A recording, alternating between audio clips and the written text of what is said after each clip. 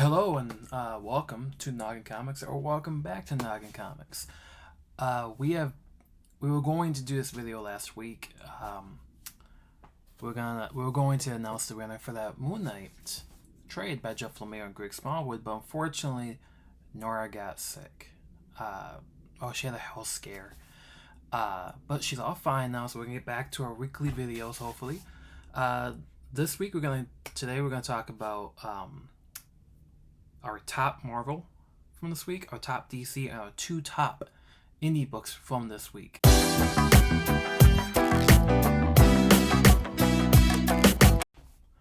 Alright, now to get into this, get into the top books of the week, we're going to start off with our honorable mentions. These are mine, not Nora. In fact, Nora hasn't read a couple of these yet. So hopefully she doesn't watch this before she reads these, because she won't get spoiled, but she might have high expectations. My number one honorable mention of the week is from Boom Studios and IDW, and it is Godzilla versus the Mighty Morphin Power Rangers. Honestly, Freddie Williams. That's the reason why I had to get this. I love Freddie Williams' work, from Batman, TMNT, to this. I won't say I'm a huge Power Rangers fan. I would say I'm a Godzilla fan because I do enjoy the films, but I was hooked.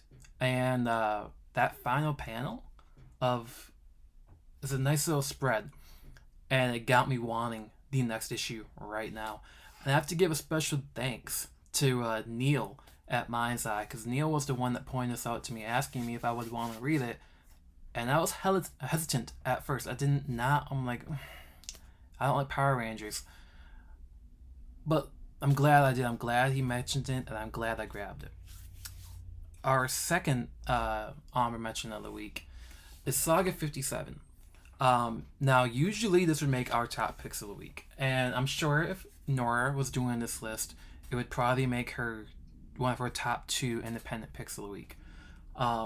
It is still a saga. You know it's gonna be good. You know it's gonna be emotional. You know it's gonna have all those story beats that the 54, I think it was, the 54 issues that had prior to it.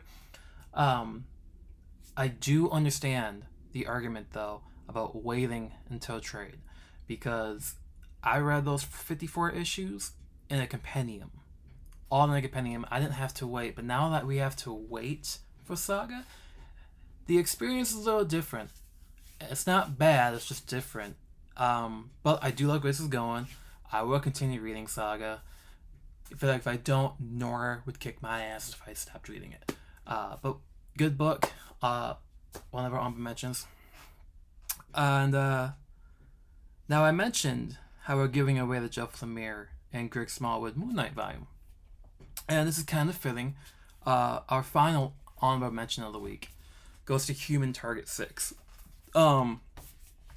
If it wasn't for another DC book that came out, this would probably been our top DC book of the week. It is very sexy, and that's the best way to describe this book. Is like Tom King and Greg Smallwood, they're like, you know what, let's try to create the most sexiest DC book and get away with it. And I think that's what they're doing here. It's a good story. In fact, it's so good that Nora and I have actually gone out and gotten some Human Target trades that we've yet to read, but we want to give it a chance to. So now on to our top picks of the week. We're going to start off with Marvel, go into Independence, and do the DC last.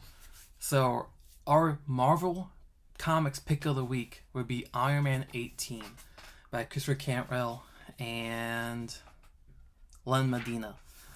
First off, the artwork is phenomenal in here, and I'm grabbing this paper right now, and like, yeah, Marvel's paper quality is not the greatest right now, but the story was good.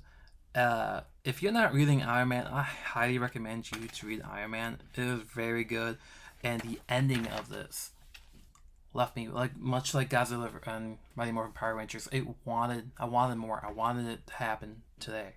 I wanted to get it today.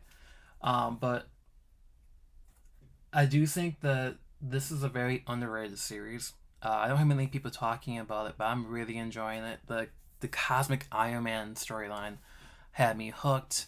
I kept telling Nora she has to read it. Of course, she wasn't listening to me. So, if she watches this video, guess what? Marvel pick of the week. Gotta start reading it. Now on to our two independent books of the week. We have one Dark Horse and one Scout. And I think we should start off with the Scout Comics one first. This book kind of caught me off guard, in a good way. I remember reading the first issue. I couldn't remember it, but then I read the second issue of A King's Vengeance, and damn, the artwork had me hooked. So not much dialogue in it, but very action packed, as you can see without the glare. It's nonstop action, and then you towards the end, you not the end, but like in the middle of the book, you're kind of seeing how this main character has gotten to become who he is and how he can handle all of his pain. And I think Nora and I disagreed on this, but to me, it kind of reminds me of Primal in a way, the TV show, the design of it. Highly recommend that too. Scout Comics is one of those publishers that was always producing good content, in my opinion. But on to our second independent book of the week. Originally, this was a Comixology original, and I think you kind of know what it is. Then, it is We Have Demons. Scott Snyder, Greg Capullo. At first, when they opened it up, I'm not a huge fan of this, despite me being a huge fan of Frank Miller. And it's that right there. The Spawn effect, that you call it, Captain Spawn sometimes. It kind of threw me off at first. I'm like, is this book going to be a long read? And no. Yeah, it was a decent read. But I was hooked. I mean, Greg Capullo's artwork, you know what you're getting with Greg. You know what you're getting with Scott. But this is about demon hunters. And it reminded me kind of Something's Killing the Children. Except for, give evil the middle finger. And if you get it, or give evil the finger. And if you get that reference, you've read the book and you understand how you want the next issue now. The design of the demons kind of takes from, to me at least, it kind of reminded me of Spawn in that way. Greg Capullo Spawn designs when he was doing Spawn. I don't want to show it to you because it's kind of a spoiler, but some of the designs kind of look like Violator. So, highly recommend that too. And our DC pick of the week. If this is your first time coming around, I'm gonna give you a heads up. Nora and I love the DC Black Label line. So if this is your 8th time coming around to this channel, how many videos we've had, you will see we've talked about Black Label a lot. So it's no surprise that Rogues was our top pick of the week for DC Comics.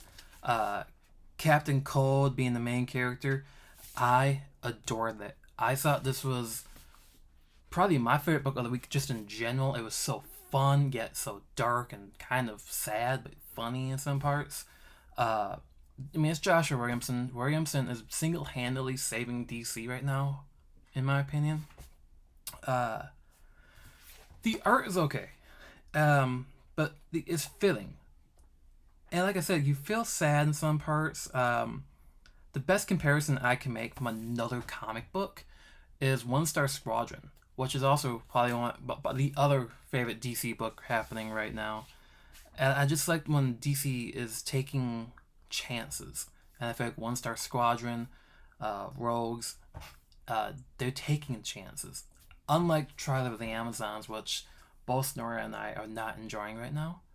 But we'll continue reading it because we want to get more of Yara Flor. So that's kind of bringing us into that. But if you would get any DC book this week, get Rogues. You'll have a good time reading it. But yeah, once again, go back to our last video about Happy Pines to enter an opportunity to win this. In this box is actually Moon Knight Volume 1. I mentioned it a few times. there's also a few other things in here. So yeah, if we continue seeing the growth that we are seeing, if we continue seeing the subscribers go up, I'm turning 30 next year. Not next year. Wow, next month. In fact, looks like in 28 days. So if we can hit 150 by my birthday, so I'll say April 25th, I'm gonna give away a trade, a a graded comic, an I print graded comic, and a few other extras. Uh, like I said, we're giving away the Moon Knight because the show is coming out. We're all excited for it. We all think it's gonna do good. It's the MCU, and Disney Plus shows haven't really failed us yet. So we want to continue thanking the community for the support, for subscribing to the channel. It means a lot to us, and I want to give a shout out to Brian LCS. He's doing the CBA Awards, the Comic Book Community Awards. I'm sorry if I mispronounced that. I'll have the details at the bottom. Yesterday he did the announcements on Saturday, March 26th, of what to expect, the nominees and all that. And I think it's a great community building thing, and I just wanted to give a little shout out to that. I also want to give a shout out to the Minnesota Comic Exchange. We'll continue growing. If you're in the Minnesota area and you're watching this, please find us on Facebook.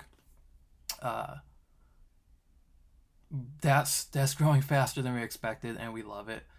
But thank you for watching. Thank you for support.